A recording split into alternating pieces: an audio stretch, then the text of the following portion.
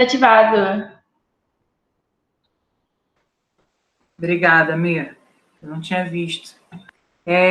Voltamos, galera, mas eu não sei se vocês já pegaram o material atualizado lá na plataforma. Vocês conseguiram pegar?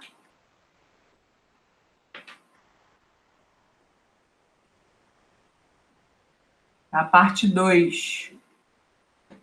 Tá? Eu botei Barroco, parte 1, e botei lá Barroco, parte 2.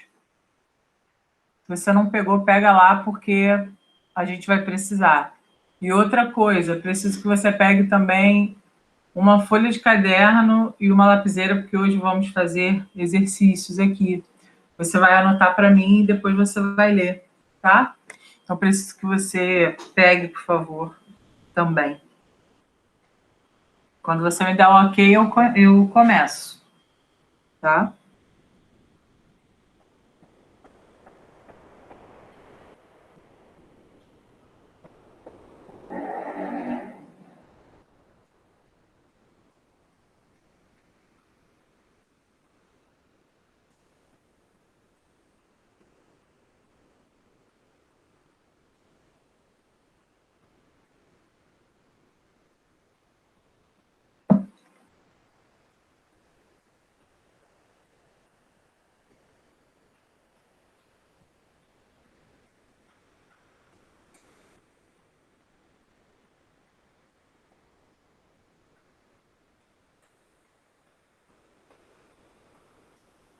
Enquanto isso, vamos... A galera que já pegou, né? Vamos retomando o pensamento. Estudamos a respeito do Barroco. O Barroco se encontra ali, né? Pelo final do século XVI até o início do século XVIII. Mas, basicamente, assim, o século XVII, ele é o século do Barroco. Nós vimos que o marco inicial foi a publicação de Prosopopeia, né, de Bento Teixeira, que era um livro que seguia um pouco da poesia camoniana. Dentro dessa atmosfera de marco inicial, a gente pensa sempre no Barroco como aquele momento difícil, né, um momento em que o homem vê a sua fé abalada, o homem se encontra em crise existencial e passa a refletir isso na sua produção literária, tá? Nós vimos as artes, estudamos algumas imagens, interpretamos algumas imagens, e aí terminamos a aula falando de duas concepções principais do Barroco, que é a concepção do cultismo e a concepção do conceptismo, tá? O cultismo a gente chama de gongorismo e o conceptismo a gente chama de quevedismo também. Então, você pode encontrar nos exercícios com esses dois nomes. Nós vimos que o cultismo é aquela ideia de que você precisa valorizar a forma da expressão, você tem um teor descritivo muito grande, a poesia é sempre a melhor maneira de você extravasar o que você pensa, enquanto o conceptismo entende isso de uma maneira diferente. Ele entende o conceptismo, né, toda essa ideia, entende que para você expressar melhor o que você está sentindo, você não precisa fazer textos em versos, que são as poesias. Você pode fazer textos em prosa, tá? E por meio de um jogo de palavra, de uma argumentação pesada, você consegue transpassar para quem está te ouvindo aquilo que você quer ensinar, tá? Então, nós vimos essas duas grandes concepções, são concepções importantes do ponto de vista de análise de poema, né? E aí, nós ficamos com... Acho que nós terminamos a aula lendo o poema Desenganos da Vida Humana, metaforicamente. E é a partir dele que a gente vai começar, tá? Eu lembro que a gente chegou a comentar, acho que eu pedi para que vocês analisassem ou interpretassem, não foi isso?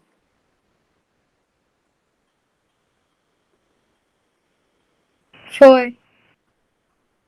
Vou compartilhar aqui, só um minutinho. Vou compartilhar aqui a minha tela.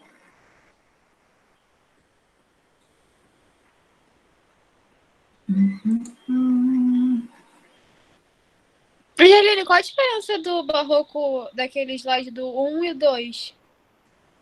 No início tá tudo igual, né? Não, o início é o início da aula. A parte final é que eu acrescentei, entendeu? Ah, tá, entendi. Vocês não tinham. A parte inicial é a mesma, tá? É a que a gente já viu. Mas no material que vocês precisam ter teórico, vocês têm que ter tudo, tá? Então vamos lá, ó. Vou colocar aqui para gente. Nós vamos ler novamente, tá? Esse poema, né? De Gregório de Matos. Nós vamos hoje. O que a gente vai fazer hoje? Só para explicar a vocês. A gente vai ler esse poema, vamos discutir algumas coisas de interpretação sobre esse poema. Depois nós vamos ver cada um dos principais autores. Na verdade, temos dois. Então, vamos ver Gregório de Matos Guerra, as características dele, o que você precisa saber a respeito dele e da produção dele. Vamos fazer exercícios. Depois, vamos ver o Padre Antônio Vieira, que é o segundo e o último, na verdade, mais importante aí do movimento barroco, tá? Então, provas lidam com o Gregório de Matos e Padre Antônio Vieira, cada um dentro da sua concepção, cada um dentro da sua interpretação, e eu preciso muito que você preste atenção, porque hoje eu vou fazer muitas perguntas, tá? E essas perguntas vão ser respondidas aí na folhinha que você separou para mim no início da aula, que eu pedi, né? Uma folhinha e uma caneta, uma lapiseira, para você poder responder a mim. Eu quero ouvir você, eu preciso ouvir você.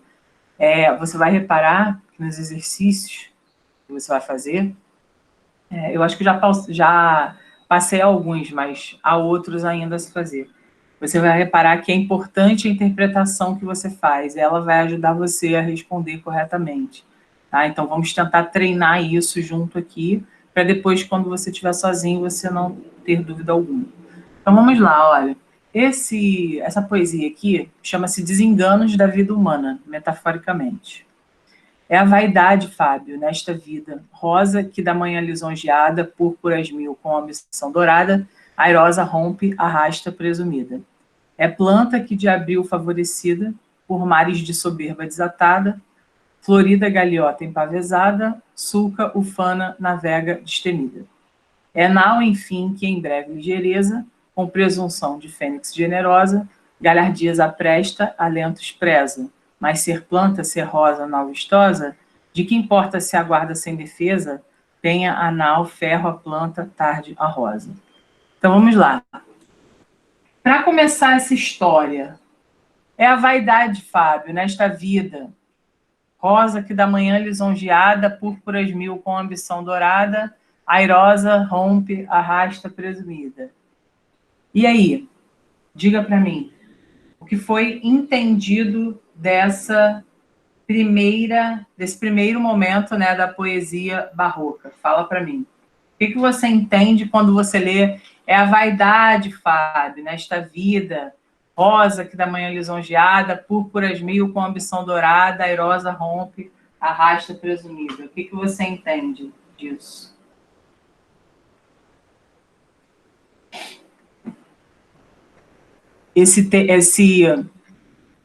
Do ponto de vista formal, o que você diria?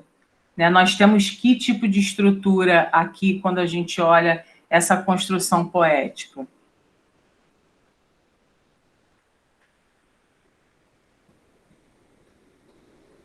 É um texto rebuscado? Não é um texto rebuscado? É um texto em prosa? Não é um texto em prosa? Quais figuras de linguagem estão presentes? Vai.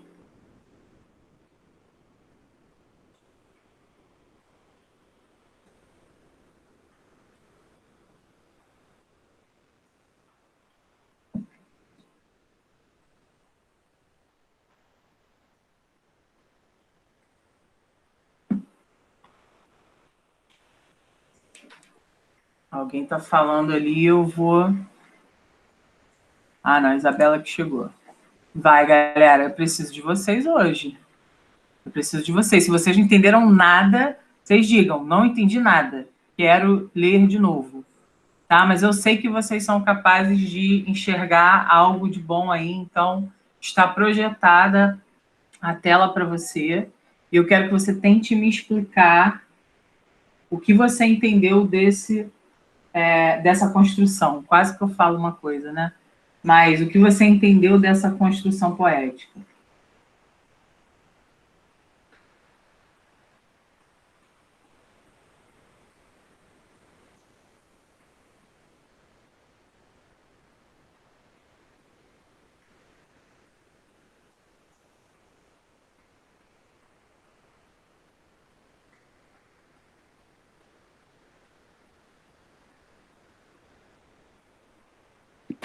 Me deu a impressão que ele tá falando com alguém.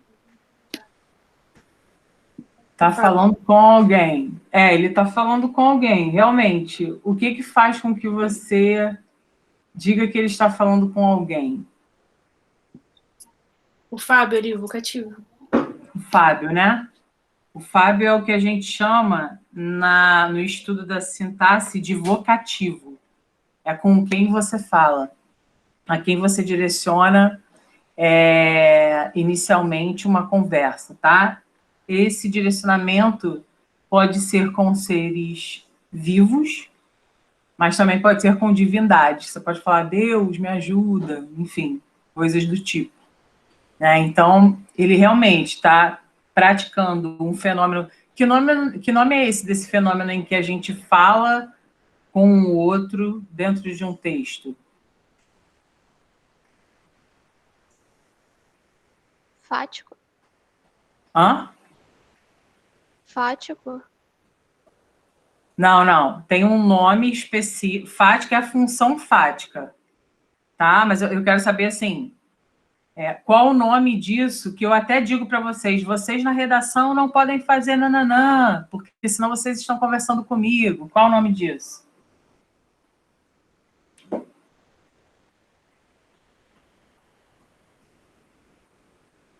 Começa com inter e termina com locução. Fala.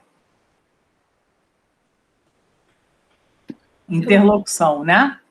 Quando a gente tem uma conversa, uma tentativa de conversa dentro de um texto que aponta para alguém fora, né?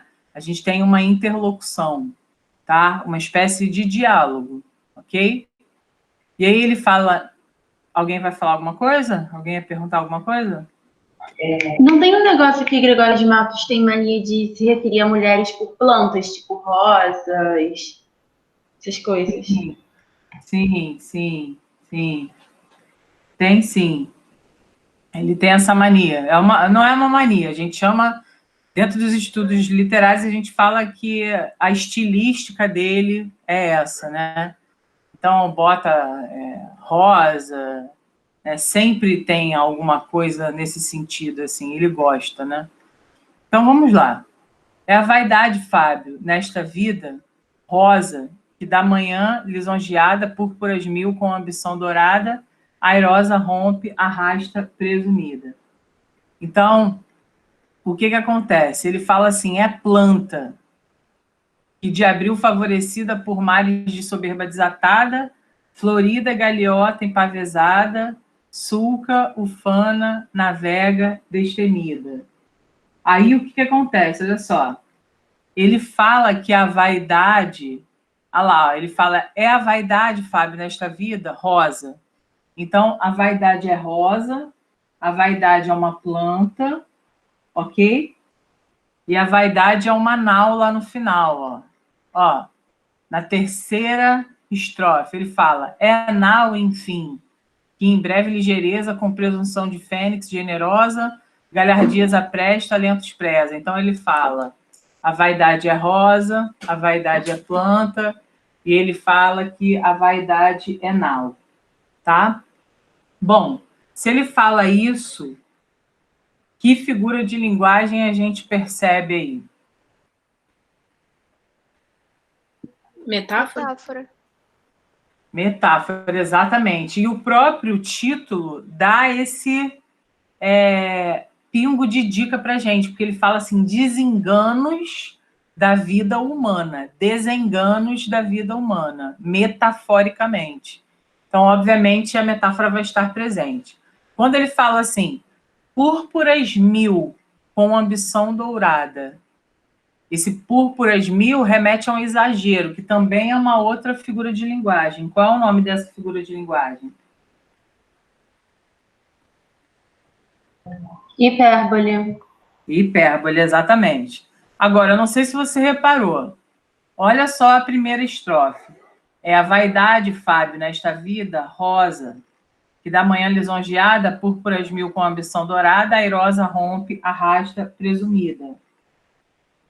O que acontece quando a gente estuda do ponto de vista sintático? Aí vou lá na gramática, tá? Não tem muito jeito. Quando a gente estuda do ponto de vista sintático, essa frase, é a vaidade, Fábio, nesta vida rosa, que da manhã lisonjeada, púrpuras mil com ambição dourada, airosa rompe, arrasta presumida. Quando a gente monta uma frase, quando a gente monta um período, a gente sempre tem mania de começar pelo sujeito, e não é o que está acontecendo aqui. Então, a gente tem, na realidade, uma outra figura de linguagem que faz a troca dos termos sintáticos. Então, o que era para começar com o sujeito, não começa, né? Ele fica invertido. Aí, qual é o nome dessa figura de linguagem? Hipérbato. Hã? É hipérbato? Isso, porque ao invés de ele falar que a vaidade é rosa, ele fala, é a vaidade, Fábio, nesta vida, rosa. Ele faz uma troca, ele faz uma inversão. Pergunta, o que essa inversão causa no leitor? Que sensação essa inversão causa no leitor? Estranhamento. Estranhamento. Então, questões de interpretação com hipérbatos presentes sempre vão ter como gabarito estranhamento, tá? Sempre vão ter como gabarito sensação de estranheza, sensação de estranhamento, perda de foco, perda do cerne, né, do equilíbrio. O hipérbato serve para isso, tá? Então, é muito comum você ter questão chamando você para esse tipo de convite interpretativo, né? O fato de você, poeta, trocar as palavras, inverter as palavras, isso vai causar que sensação no interlocutor, tá? Então, é isso que a gente está conversando. Bom, aí ele fala assim, nau, enfim, que em breve ligeireza, com presunção de fênix generosa, galhardias apresta, talentos preza, mas ser planta, ser rosa, nau vistosa, de que importa se aguarda sem defesa, penha a nau, ferro, a planta, tarde, a rosa. Então, nós percebemos aqui que existe a rima aí, né? E essa rima, ela se estrutura da seguinte maneira. Vamos pensar no primeiro verso da primeira estrofe como letra A, ok?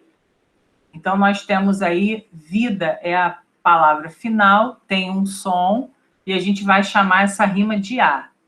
Em qual outro verso essa rima A, que rima com vida, está presente? No quarto. Na quarta, né? Então, nós temos vida rimando com presumida.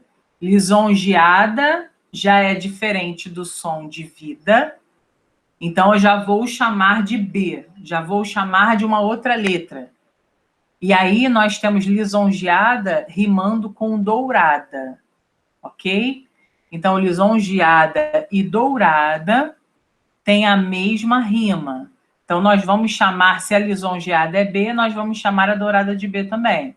Então, a rima é A, B, B, A, ok? Ali embaixo, ó, favorecida, desatada, empavesada e destemida.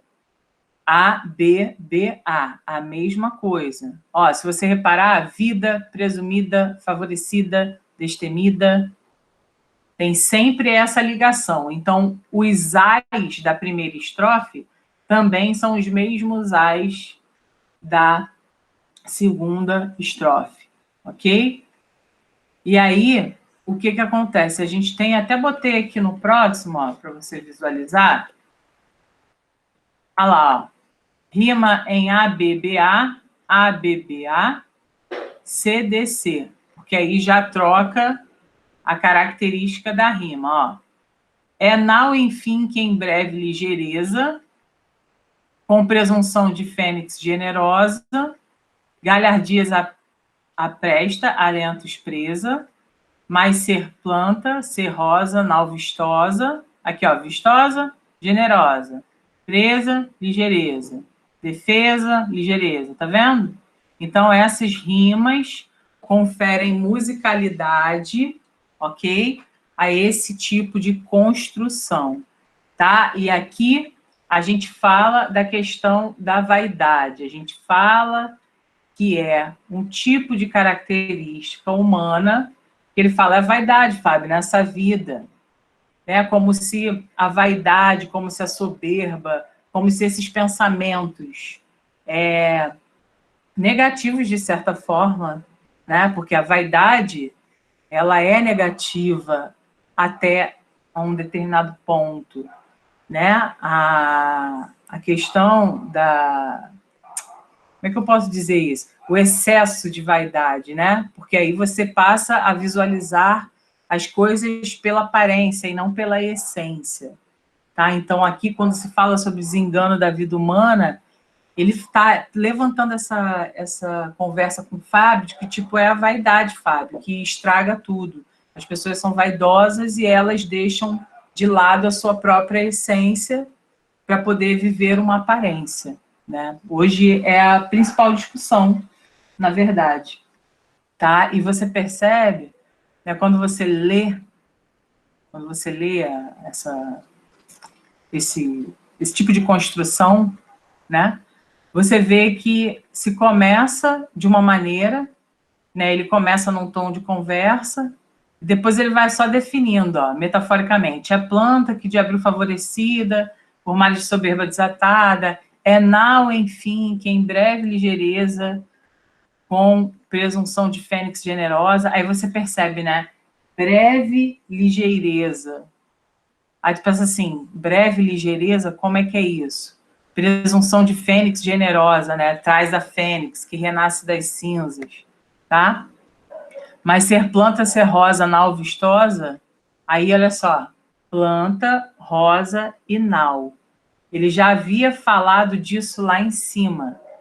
Então, aqui, a gente até coloquei para você que essa técnica aqui, ó, técnica da disseminação e recolha, são as palavras, isso normalmente o Barroco faz, palavras semeadas no início do poema e recolhidas no final.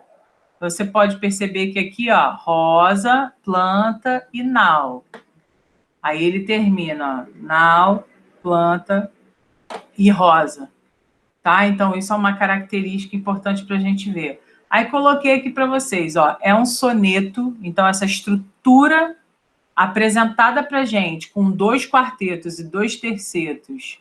Veja bem, ó, 1, 2, 3, 4 versos. 1, 2, 3, 4 versos.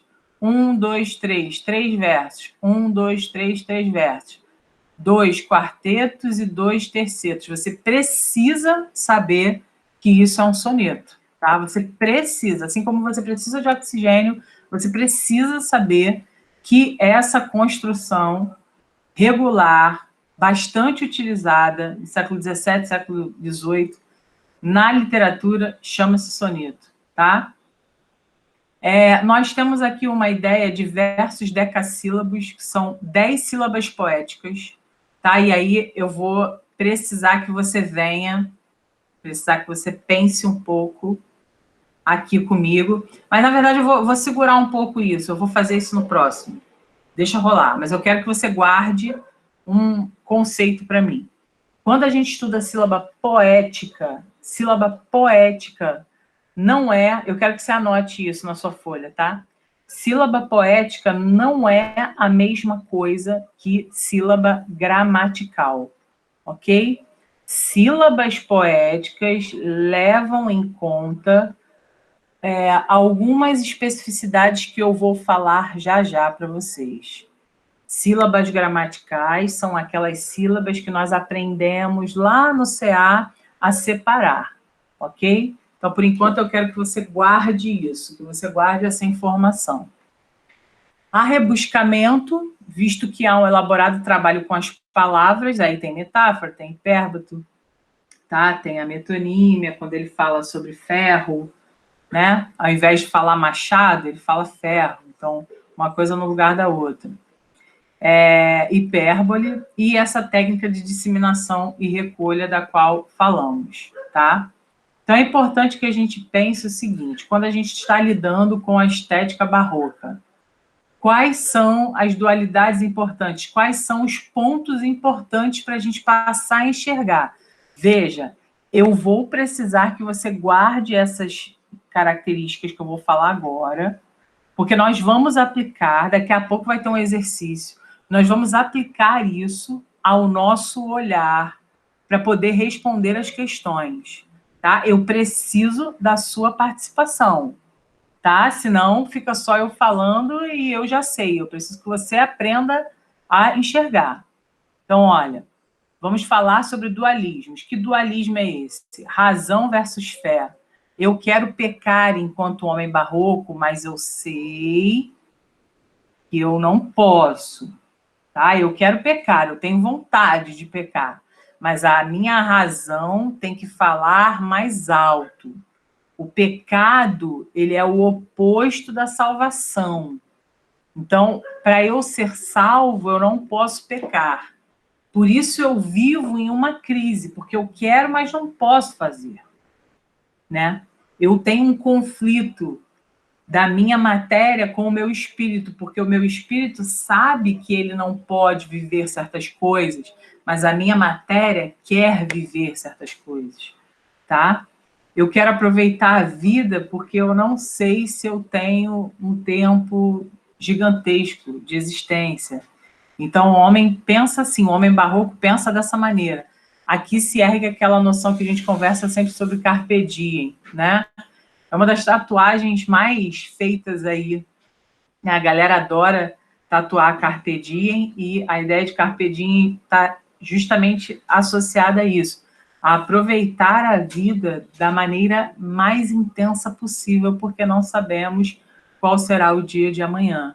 É claro que a filosofia carpe diem muitas vezes foi criticada ao longo da história da literatura como uma concepção kamikaze de se viver a vida, né? Porque você se entrega a vícios, você se entrega àquilo que você quer fazer no momento sem pensar no amanhã.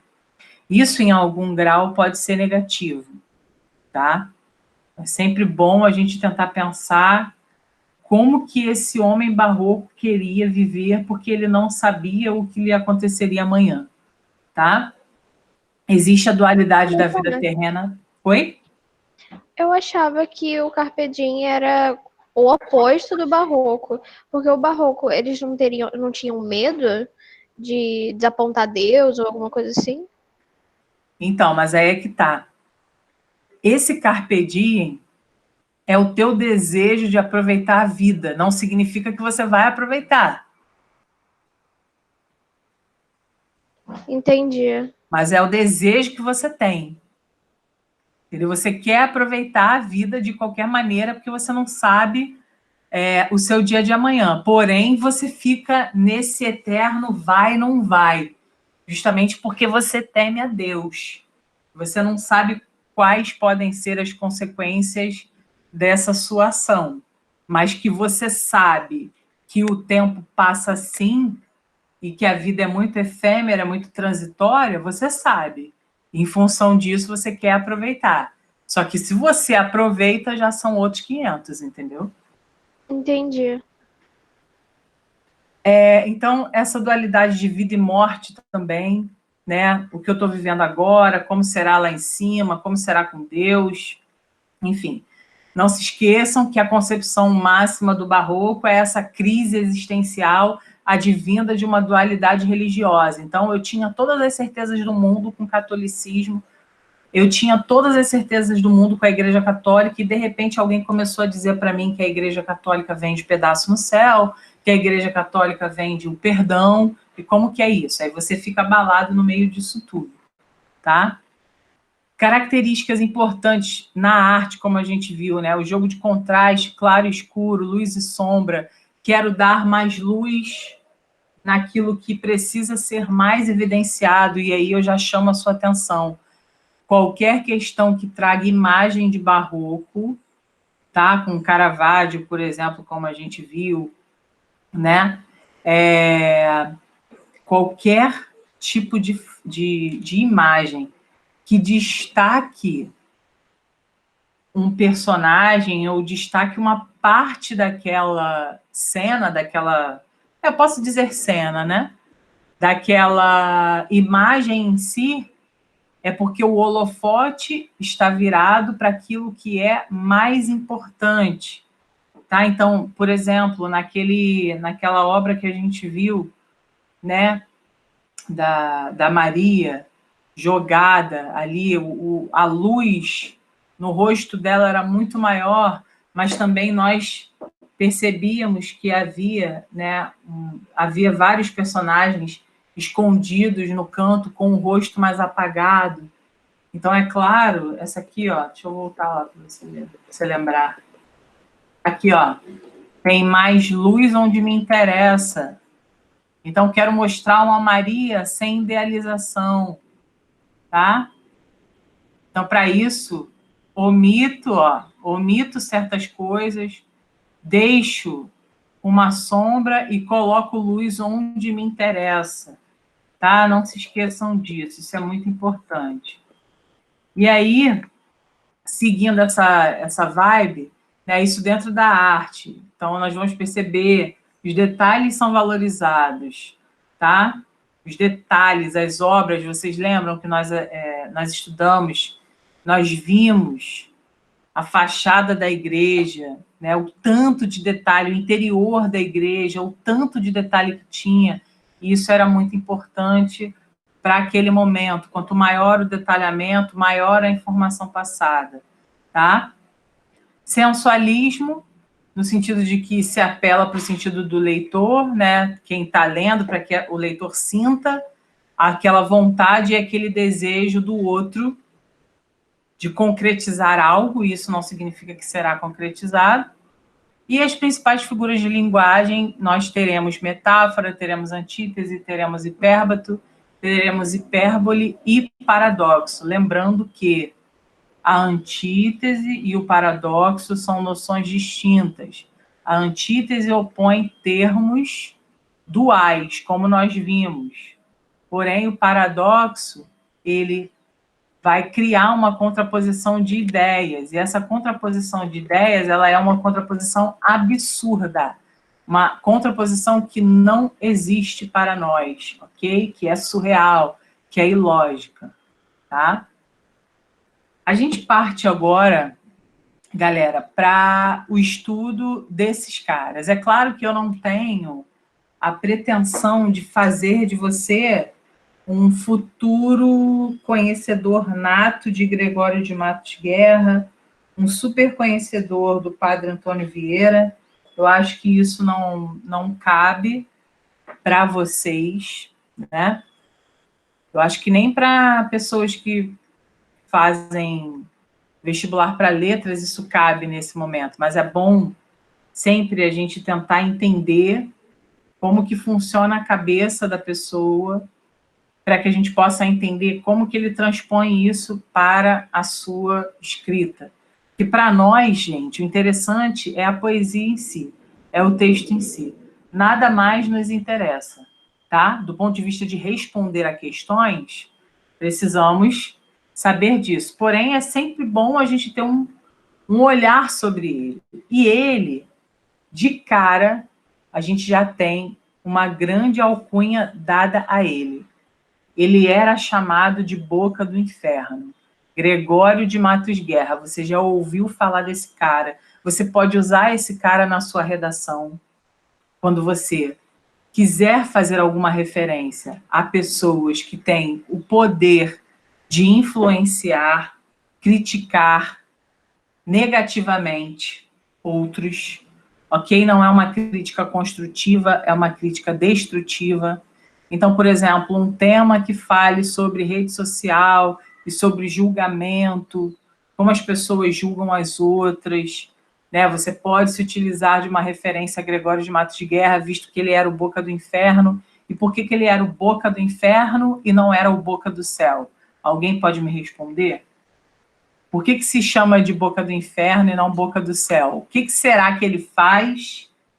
O que será que ele faz que levou a ganhar esse tipo de apelido?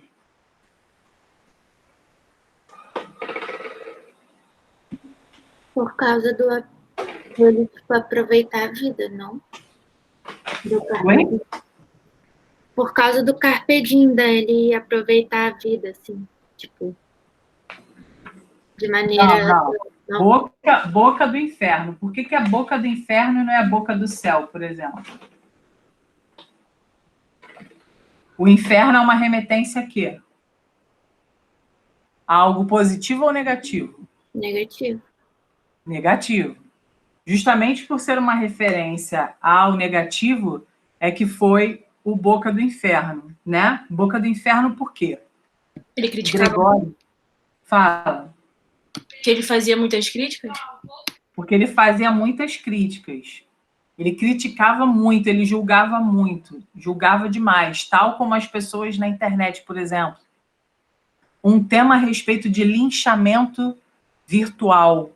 Você pode usar o Gregório de Matos de Guerra, você pode usar o Barroco, esse poeta barroco, como uma referência intertextual.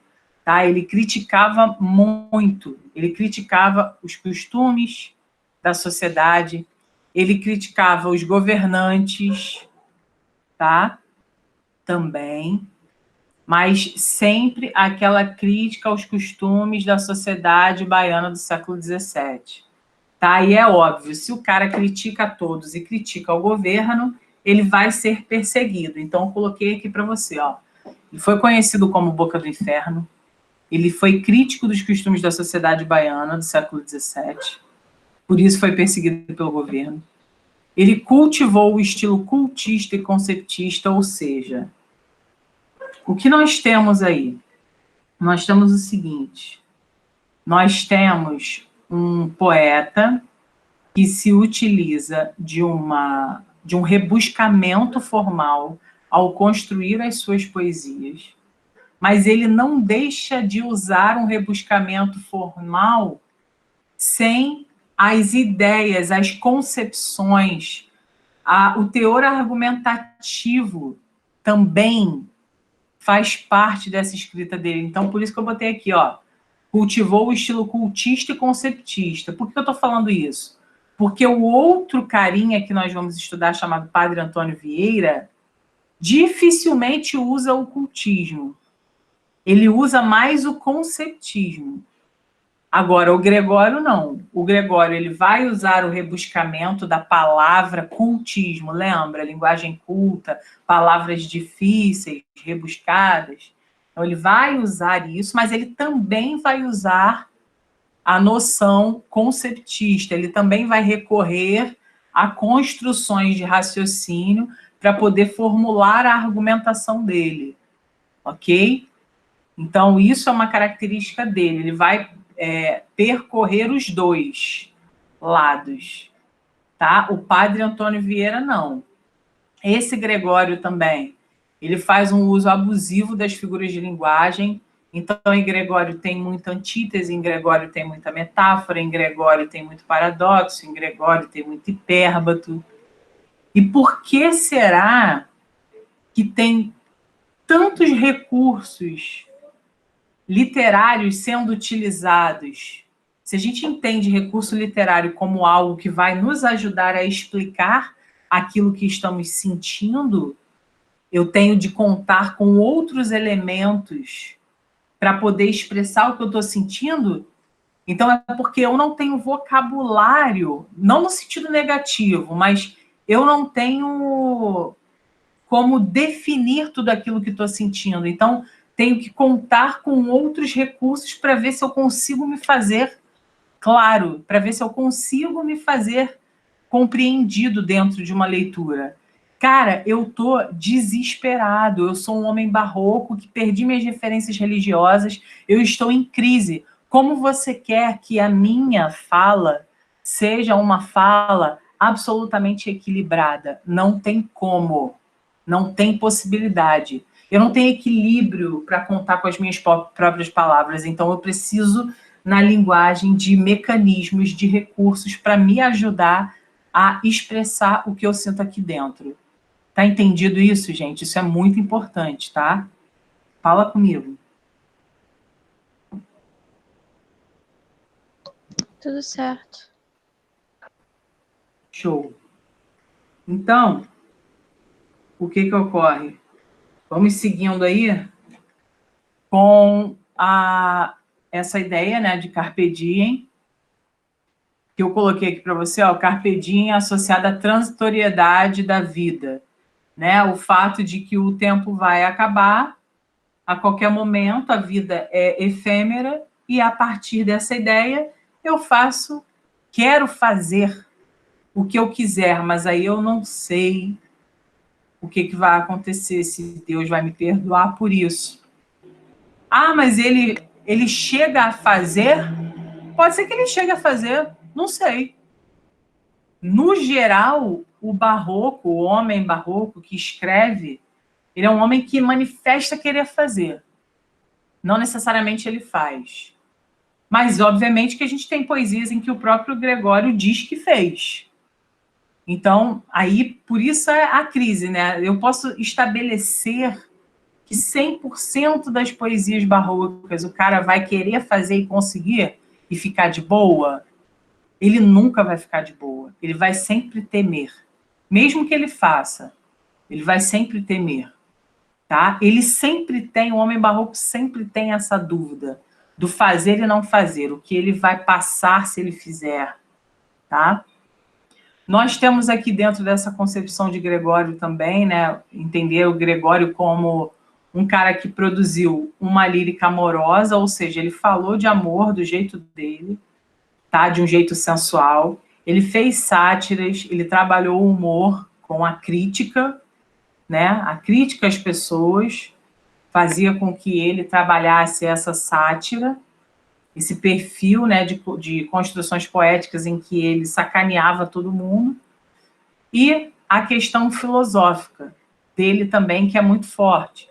E a parte filosófica do Gregório é quando ele começa a falar das vicissitudes humanas, dos defeitos da alma humana, de como o ser humano pode ser, como ele pode ser falível, assim, como que ele vai falir do ponto de vista metafórico quando age de uma maneira e não de outra, tá? Então, nós temos essas três concepções. Nós temos um poeta aqui, nós podemos ver isso, e nós temos um poeta amplamente competente em várias esferas. Então, temos um poeta que critica, temos um poeta que reflete sobre as dores humanas e temos um poeta romântico, tá? É claro que a ideia aqui também, que gira em torno dessas três, é a questão religiosa. A religiosidade é algo forte no barroco, não preciso ficar dizendo toda hora. Isso você já guardou, tá? Então, é importante que possamos enxergar a religiosidade tanto na lírica amorosa, quanto na lírica filosófica, quanto na lírica satírica. Em algum momento, Deus aparece, Jesus aparece, a religiosidade aparece, de alguma maneira, tá? Eu coloquei aqui para vocês, e isso aqui eu particularmente vou dar uns 2 minutinhos para que vocês leiam, tá? Eu vou ler com vocês e depois vocês vão ler novamente. A partir de agora, começam as perguntas, tá? Então, eu preciso que você tente ler com o máximo de atenção possível, tá? Para que a gente possa começar a conversar aqui sobre possíveis perguntas e respostas em prova. Então, vamos lá. O nome dessa construção aqui, eu não vou dizer, mas que você deve saber, é A Jesus Cristo Nosso Senhor. Ou seja, já sei que ele está falando, que ele está praticando uma interlocução com Jesus Cristo, porque se essa poesia é a Jesus Cristo, já, então precisava ter crase. Não, porque Jesus Cristo é uma palavra masculina do ponto de vista gramatical, ok? Então não tinha que ter crase nenhuma. Então vamos lá, ele vai falar para Jesus Cristo Nosso Senhor. Aí ele diz assim, gente, olha, sério, eu não aguento mais essa construção, essa poesia, porque essa poesia é a que mais cai em prova. Quando alguém quer botar barroco, é essa que bota. Tá? Então vamos prestar atenção. Pequei, Senhor, mas não porque hei pecado. Da vossa alta clemência me despido. Antes, quanto mais tenho delinquido, vos tenho a perdoar mais empenhado. Se basta a vós irar tanto pecado, a abrandar-vos sobeja um só gemido, que a mesma culpa que vos há ofendido, vos tem para o perdão lisonjeado. Se uma ovelha perdida já cobrada, glória tal e prazer tão repentino, vos deu como afirmais na sacra história, eu sou o Senhor, a ovelha desgarrada, cobrai-a e não queirais, pastor divino, perder na vossa ovelha a vossa glória. Então, agora eu vou te dar 2 minutinhos para que você leia sozinho essa produção e para que você me diga o que você pensa sobre. Ok? Vai lá.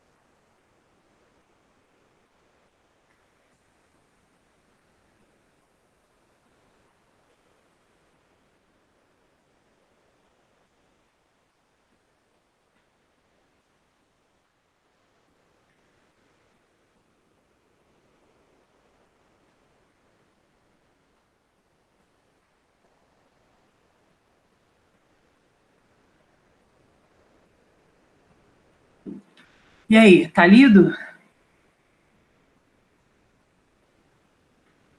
Sim ou não?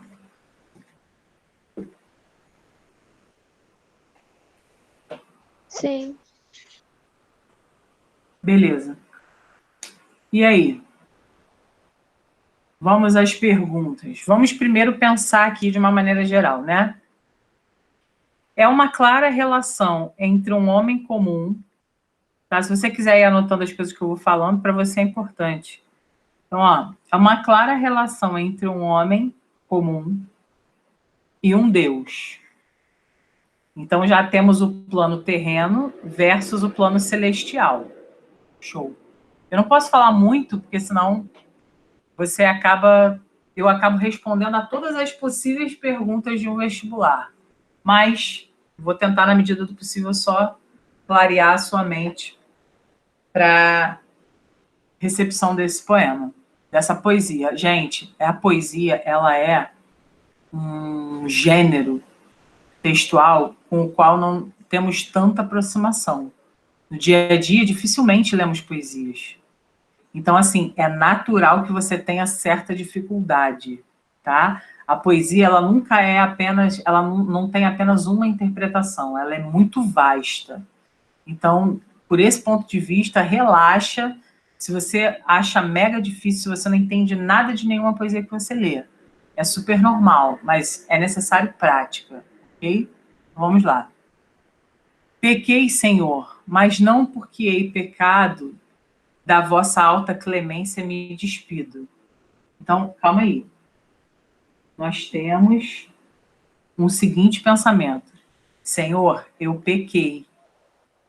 Mas não é porque eu pequei que eu vou me despedir da sua clemência, que eu vou me afastar de você, ok?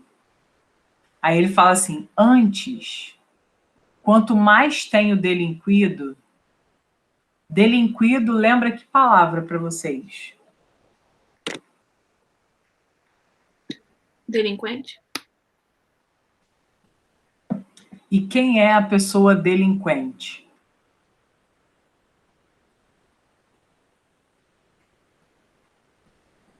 Uma pessoa delinquente é uma pessoa que faz o quê? Não Crime? vai de acordo com as regras? O quê, Nara?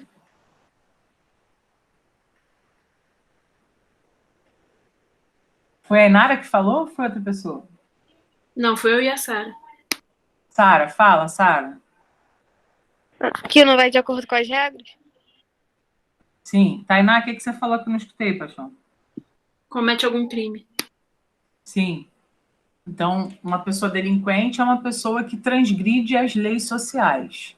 Beleza. Então, ele fala, quanto mais eu tenho delinquido, vos tenho a perdoar mais empenhado. Porque nas escrituras eu não sou uma profunda conhecedora da Bíblia, tá? Mas eu lembro que tem algo assim. A ideia de você perdoar 70 vezes 7, né? Quem te fez mal.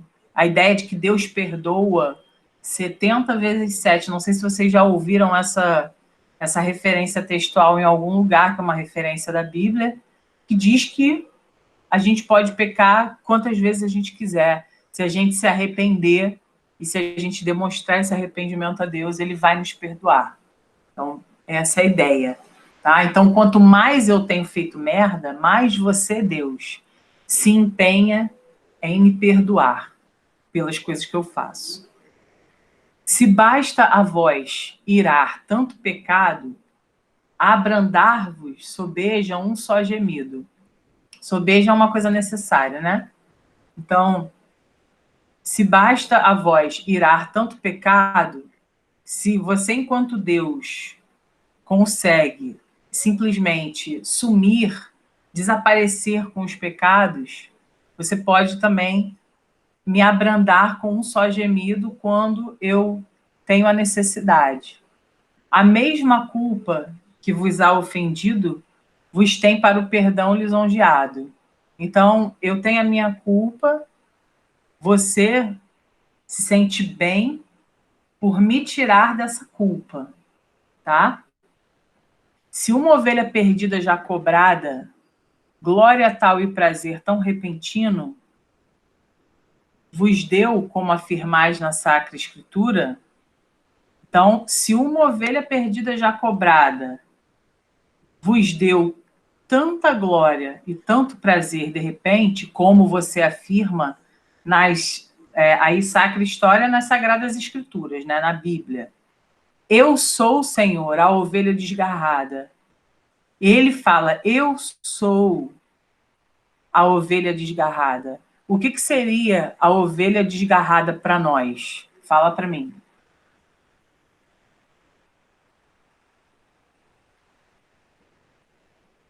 Que não segue perdida? A ovelha desgarrada é que não segue o quê? Os costumes. Não segue as premissas religiosas, né? E aí ele fala, eu sou o Senhor, a ovelha desgarrada. Cobrai-a e não queirais, pastor divino, perder na vossa ovelha a vossa glória. Então, calma aí.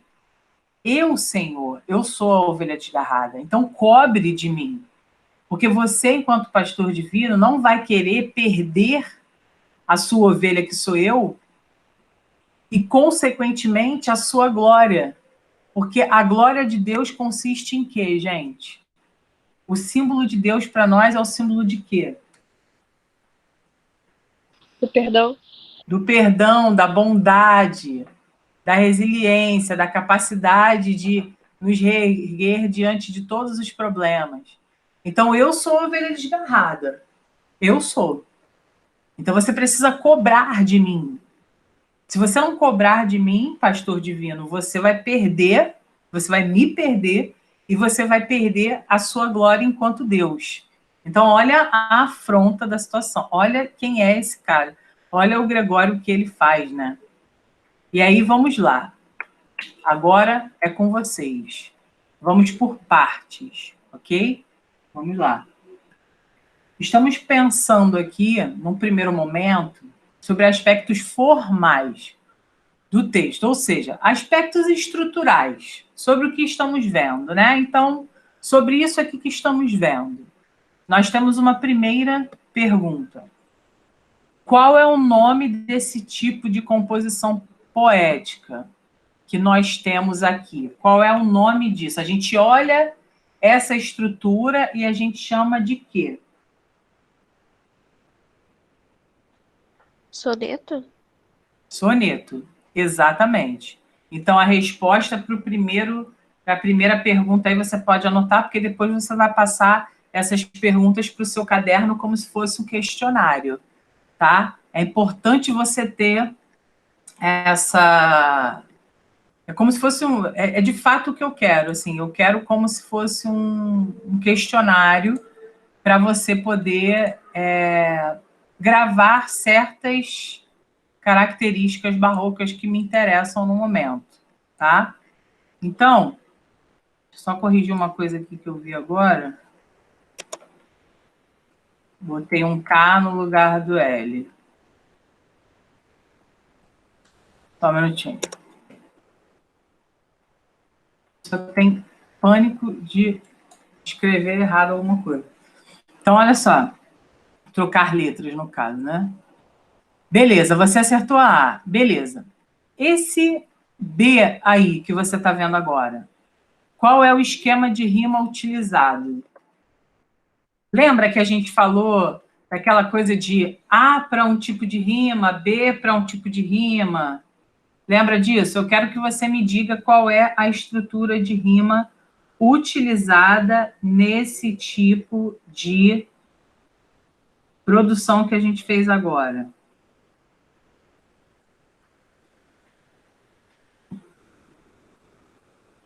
É igual daquele, né? A, B, B, A nos dois primeiros. Só que em vez de mudar a letra no final, seria a mesma coisa, porque é Ada e só o hino e o I que mudaria, né? Olha lá. Então, nós temos pecado rimando com empenhado. Então, temos A no primeiro verso, ok? O verso, gente, é cada linha do poema. Então, nós temos o primeiro verso e o quarto verso com que letra?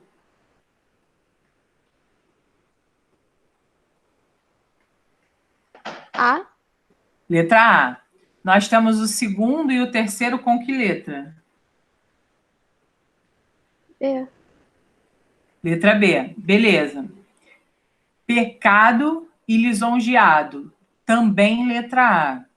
Gemido e ofendido. Também letra B. Ok? Cobrada com desgarrada. Letra C. Ok?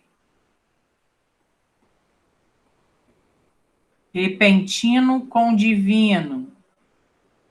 História com glória. Cada tipo de rima a gente vai colocando uma construção diferente. Mas a predominante aí é aquela que a gente viu, que segue o esquema A, B, B, A. Concorda comigo?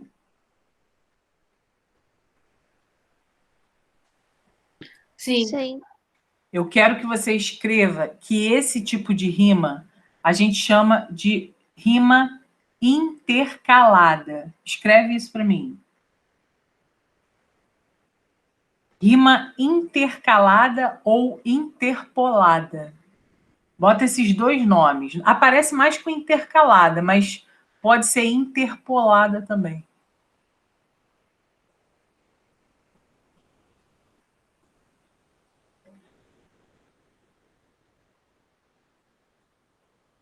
Foi? Sim. Como seria o nome da outra mesmo, já? Que outra, amor? É que nem cobrada com desgarrada é a mesma coisa, mas tá separado, né? Isso, aí ficaria assim, olha só. Eu vou falar para vocês, anotem isso que eu vou falar agora, tá? Como que ficaria essa sequência de letras, tá? Ficaria assim, ó. A, B, B, A na primeira estrofe. A estrofe é o conjunto dos versos, tá? Então, a mesma coisa que tem na primeira estrofe, que é essa aqui, ó. Ó, a primeira estrofe é essa aqui. A mesma coisa que existe aqui embaixo. Tudo bem? Nesses dois aqui embaixo, nós teríamos cobrada rimando com desgarrada. Então, seria C e C. Tudo bem ou não, gente?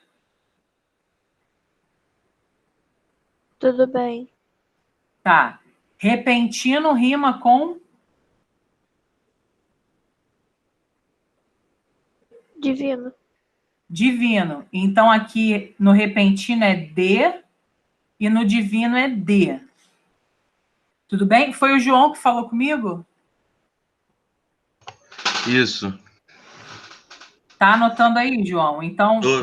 nesses dois últimos aqui seria C, D, e agora o história rima com glória. Aí seria E.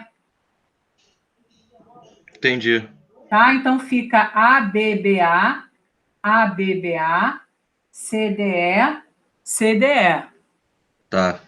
Tá? Por que eu estou falando isso? Por que eu quero que vocês anotem isso? Porque, às vezes, a prova pode chegar, uma prova mais, assim, que eu não sei se eu falar palavrão, o YouTube vai depois cortar o vídeo, mas, enfim, uma prova mais safada pode perguntar para você, na rima ABBA de não sei o que, aí tu, porra, ABBA, o que é isso? Aí você já vai procurar qual é a rima ABBA, ou seja, qual é a construção que está rimando a primeira palavra com a última, o primeiro verso com o último verso.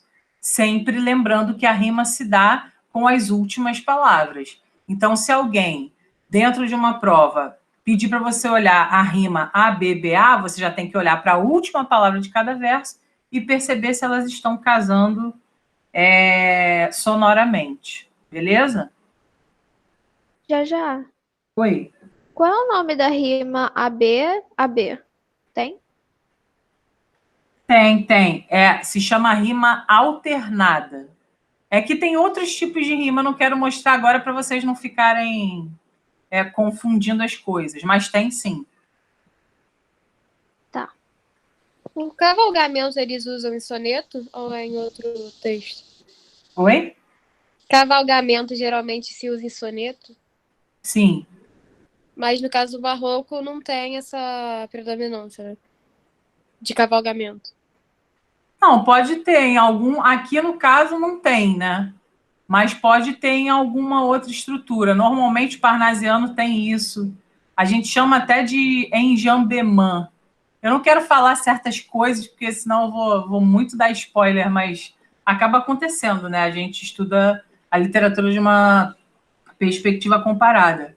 Mas é um encadeamento que se dá de um verso para outro, né? E aí a gente tem isso em várias produções.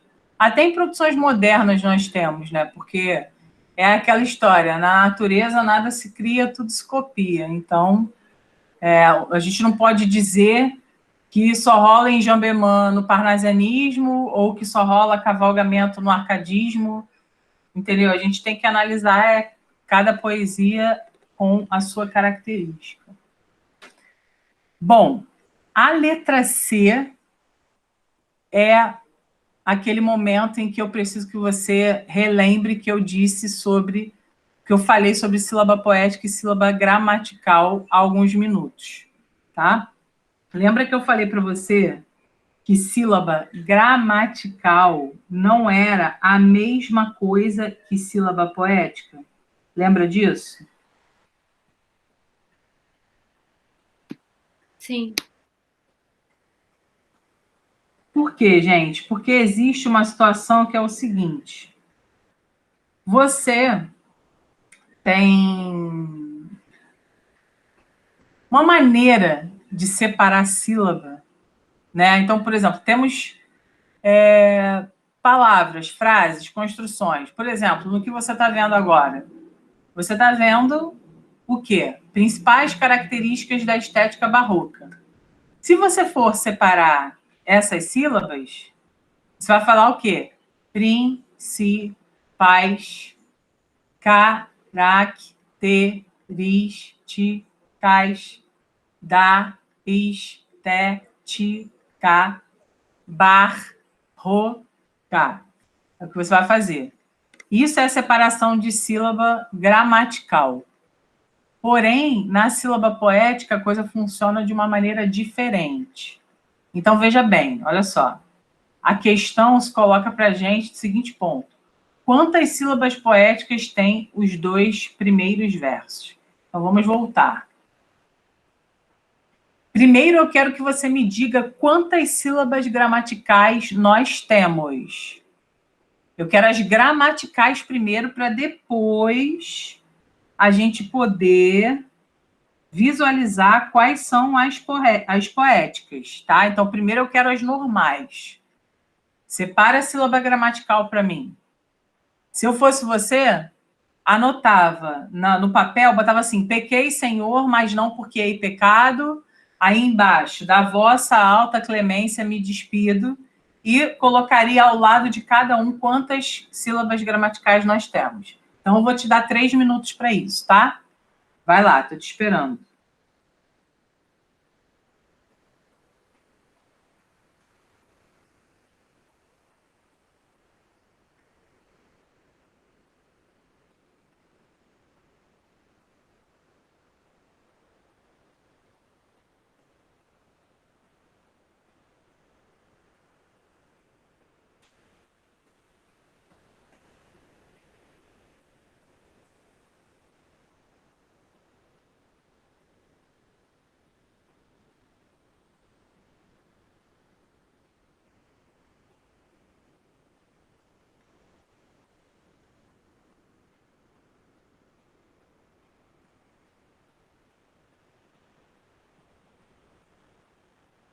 Quantas sílabas gramaticais tem esses dois versos?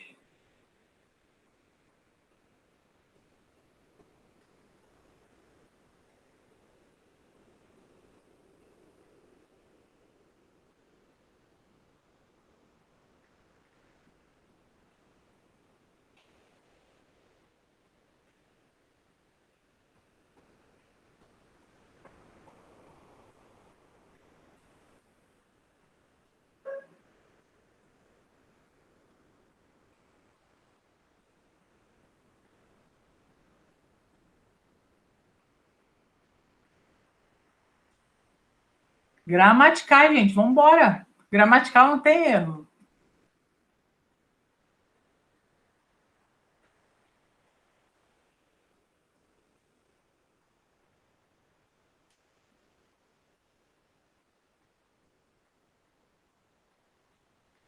O primeiro tem 12 e o segundo tem 13.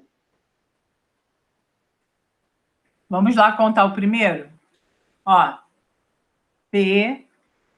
Pequei, Senhor, mas não porque hei pecado. Tem 12. Todo mundo concorda? Sim. Sim. Vamos para o segundo. Da vossa alta clemência me despido. 12 também?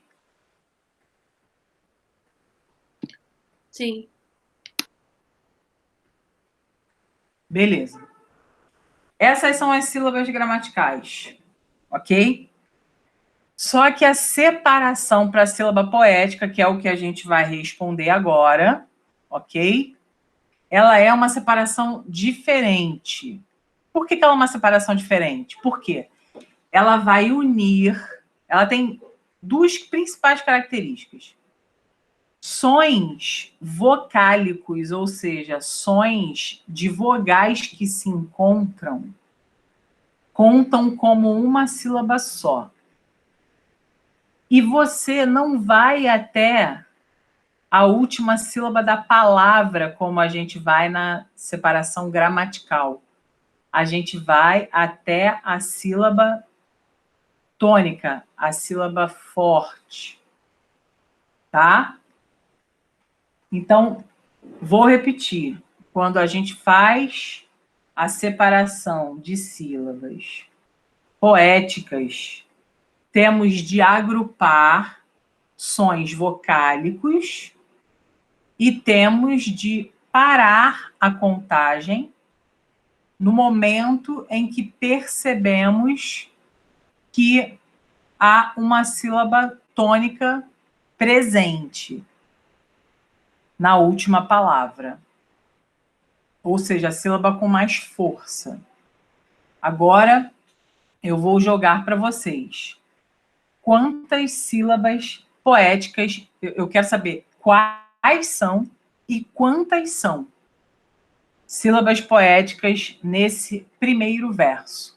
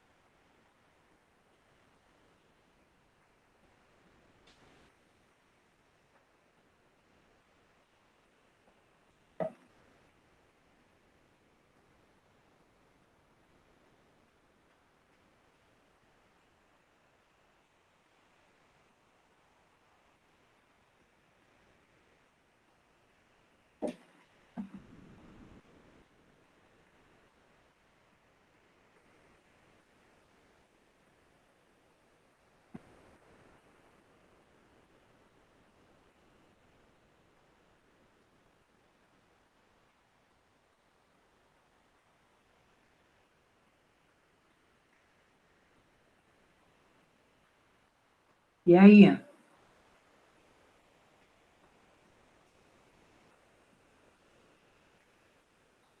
Quantas sílabas poéticas temos em pequei, Senhor, mas não porque hei pecado?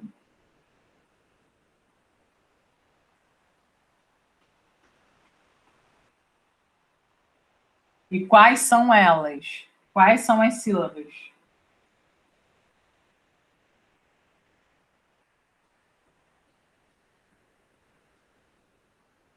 Quem arrisca, bebê? Vai! 10? Oi? Eu contei 10. Eu contei 10. Tá, mas eu quero saber que 10 são essas. Vai.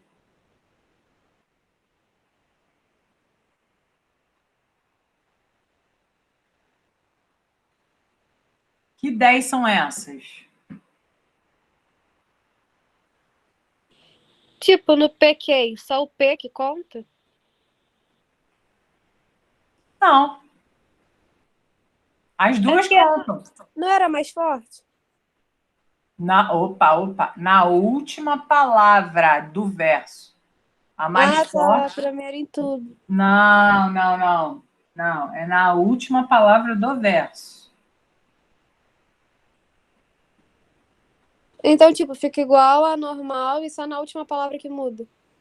A separação Essa? Não, tô te perguntando. Fica igual a separação gramatical e só na última palavra que muda, é isso?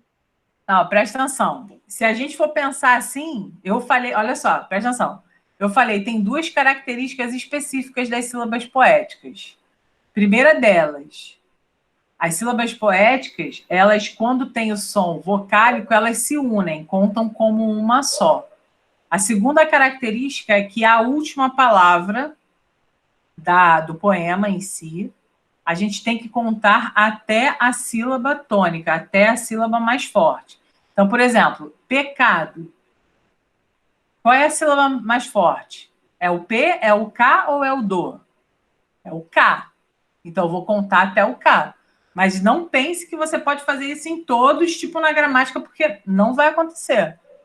Então, vamos ouvir a Tainá. A Tainá falou que tem 10. Ela vai mostrar para a gente por que tem 10, se tem 10 mesmo. Tainá, vai que é tua. Tá, mas deixa eu te fazer uma pergunta. O que do porquê se junta com o ei? O que do porquê Óbvio. e ei fica um só. Sim, sim. Então é P, Q, Senhor. Calma, calma, muita calma. Vai. P, P, Q, Senhor, mas não por que isso. pecado. Pecado não, PK. É, PK. É que o Isso. K eu falei junto com do. Isso, bebê. Muito bem. Exatamente. Então, ó, olha para cá, ó, olha para cá. P, Q. Tainá, a gente fica brincando com esse negócio de senhor, né? Aí depois tu vê o vídeo no YouTube, quando tu falou senhor, tu falou senhor. Foi muito engraçado. Ó, P, Q, senhor, mas não por que. Aqui, ó. Não são símbolos, não são sons vocálicos. O H não tem som, ó. Junta essa vogal com essa aqui. É um som inteiro. Tudo bem, Sara? Entendi. É a mesma coisa, então, ali, voz alto. Isso. Ah, entendi, então. Tá? Então, ó, vamos de novo.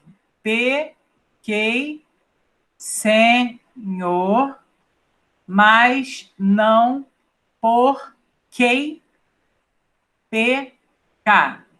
Com isso, temos 10 sílabas poéticas. Anotem aí, por favor.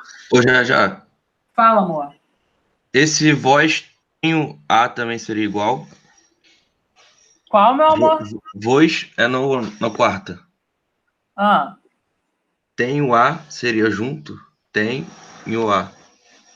tem, A, isso. Tá? Então, vamos lá. O segundo, para a gente terminar. Da vossa alta clemência me despido. Qual é a quantidade de sílabas e qual é a separação?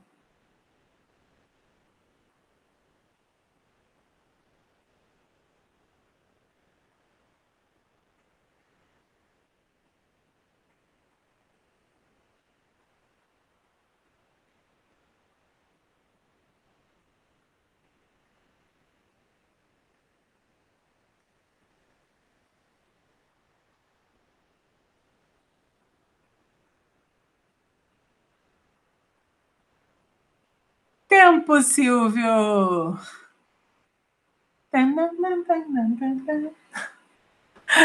Vai, gente. Da vossa alta clemência me despido. Quantas sílabas poéticas? E quais são elas?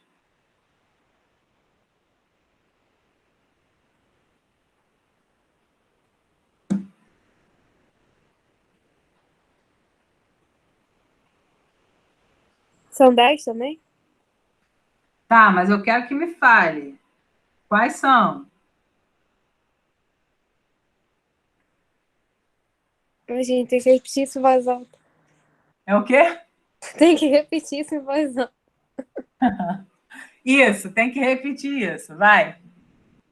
Da, voz, sal. Ai, meu Deus. Tá, clemência. Não, calma aí. Volta. Então, ó. Tá, Voz, voz, sal. sal, né? Sal. Aqui, ó. Sal. Até aqui. Uhum. Tá. Tá. Clemência Isso. me despi. Isso, muito bem. Então, dá, voz, salta, clemência, me despi. Então, a resposta para essa... Quantas sílabas poéticas tem os dois primeiros versos? Então, nós temos 10 sílabas poéticas, tá? Bom, olha só. Dever de casa. Vou deixar para vocês esses exercícios aqui, ó. Façam hoje, porque vocês leram o poema hoje, então façam logo, tá? Ó, 3 antíteses. Delinquido no texto significa o quê? Você já sabe que você já pensou comigo. Explique o conflito vivido pelo autor que originou a produção poética. Então, o que você percebeu que aconteceu e que originou a produção desse poema que a gente leu?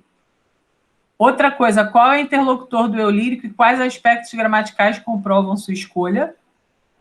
Qual construção argumentativa é feita nos 2 tercetos? Quando eu falo construção argumentativa, eu estou falando aqui de raciocínio dedutivo, indutivo e dialético, tá? E cite 2 figuras de linguagem presentes no texto. Quero essas perguntas aqui respondidas. Na próxima aula a gente começa delas, ok? E o resto das questões de barroco, que eu vou ver aqui quais são e vou mandar para vocês no grupo. Beleza?